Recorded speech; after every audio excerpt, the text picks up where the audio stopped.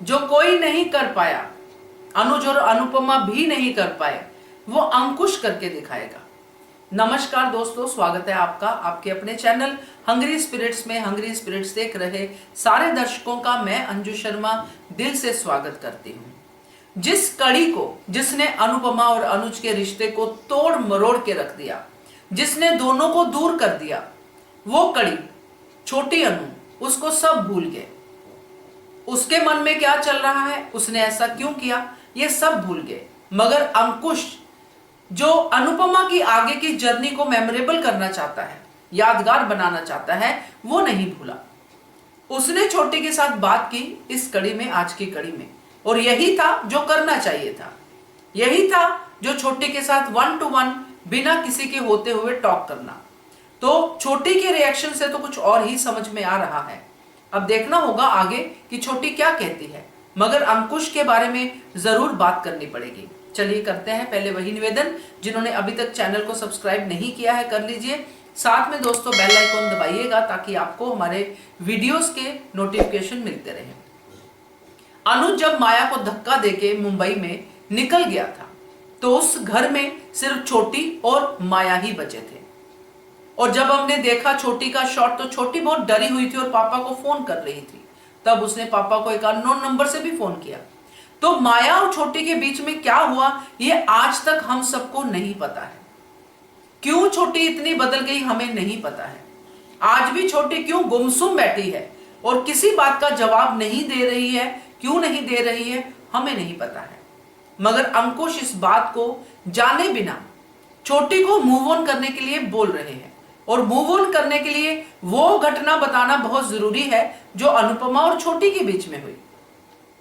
जब छोटी को जाना था तो अनुपमा ने उसकी बात सीक्रेट रखी कि पापा को नहीं बताना है और पापा को मनाना है कि वो मुझे भेज दे माया के साथ। और छोटी को माया ने कैसे मैनिपुलेट किया कि तुम्हारे मम्मी पापा में तुम्हारी वजह से लड़ाई होती है, तुम मेरे साथ चलो तो फिर ये इकट्ठा रहेंगे।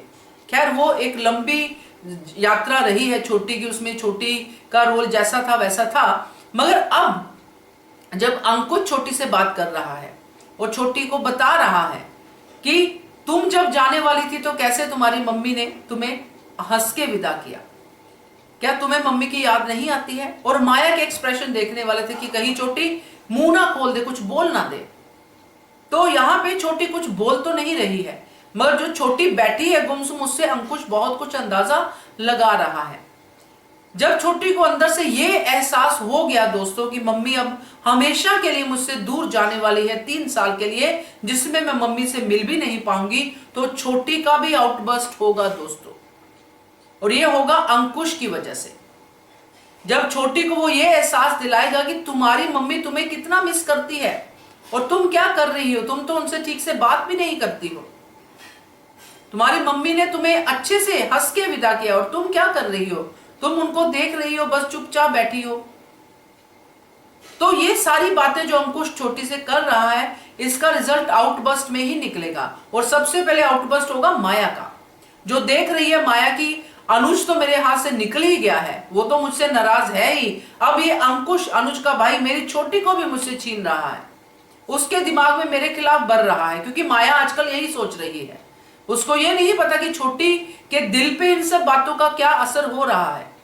उसको सिर्फ ये चाहिए कि मैं अनुपमा की छवि छोटी के मन में, अनुज के मन में इतनी बुरी बनाऊं कि ये दोनों मेरे पास ही रहे, अनुपमा के पास जाए ही नहीं।